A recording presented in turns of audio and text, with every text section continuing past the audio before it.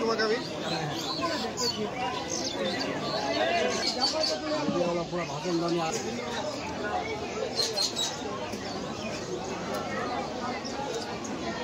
দোস্ত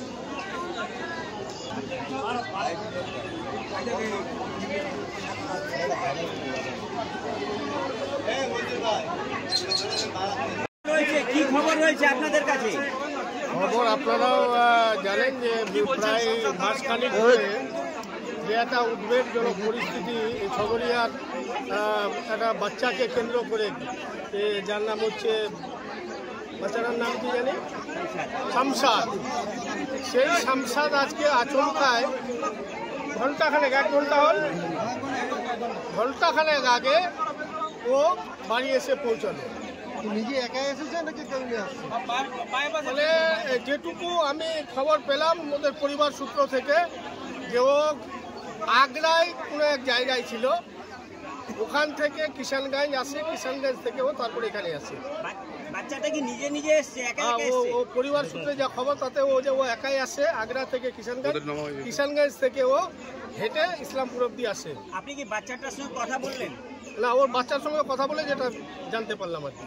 বাচ্চাটা কি একা, তাহলে কি ওই রবীন্দ্রনাথ? এখনো বাচ্চাটা মানে হচ্ছে কি, ওর পরিস্থিতি যে আছে না, ছোট বাচ্চা তো ও খুব ক্লান্ত আছে, খুব বেশি কিছু ওকে আমি এই মুহূর্তে মনে করলাম যে বেশি কিছু জিজ্ঞাসা করলাম না।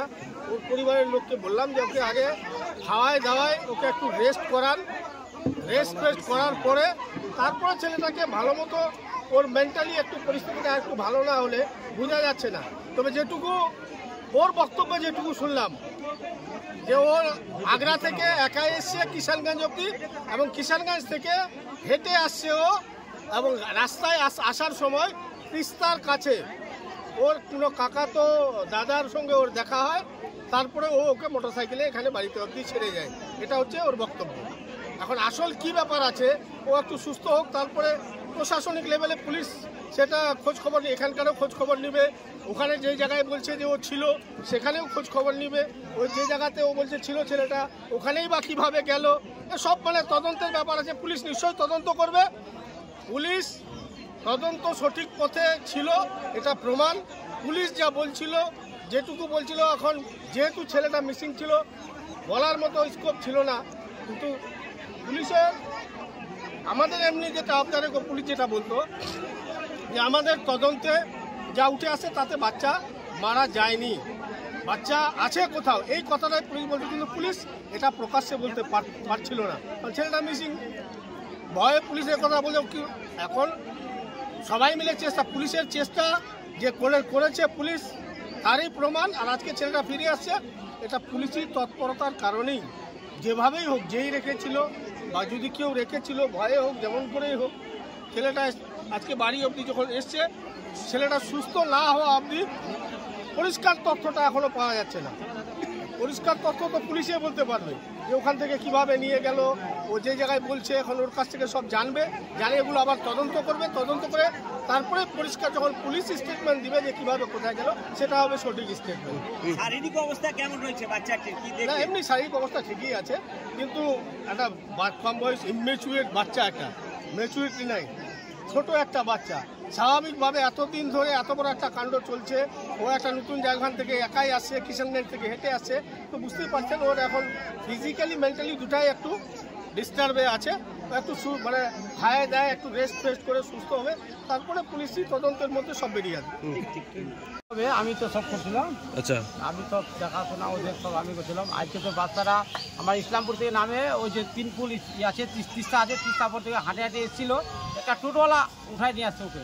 আচ্ছা, টোটোওয়ালাটা নিয়ে আসলো, আর কীভাবে আসলো কি আসলো এখন তো বলা যাচ্ছে না। খালি ওইখানেই বলছিল ও যে আগ্রাতেই ছিল, উনি এই কথাই বলছে আগ্রাতেই ছিল, কারোর বাড়িতে ছিল। কি ছেলেটার নাম বললো, ছেলেটার নাম ও বলছে। তো আগ্রা কিভাবে গেল? ওখান থেকে যখন দোকানে ছিল বলছে, দোকান থেকে উঠায় নিয়ে গেছিল ওনাকে।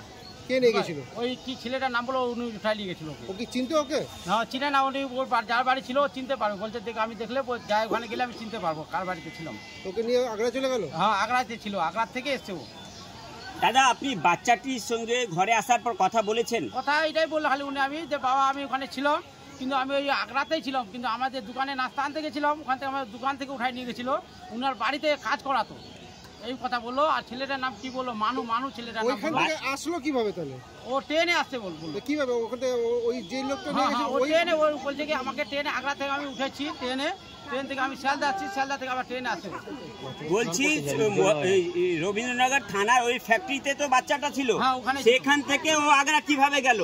ওই ছেলেটাকে চিন্তা করতে হচ্ছে, বলছে আগ্রা কি করে গেল? তো বলছে কি যে আমি আগ্রাতে ছিলাম, আগ্রাতে একটা দোকানে নাস্তা আনতে গেছিলাম, ওখান থেকে আমার রবীন্দ্রনগর থানা ওখান থেকে ওইটা কথা রবীন্দ্রনগর থানায় পড়ে আগ্রাতে, ওইটা রবীন্দ্রনগর থানায় যেখানে কাজ ওটা আগ্রায় পড়ে ওই জায়গাটা।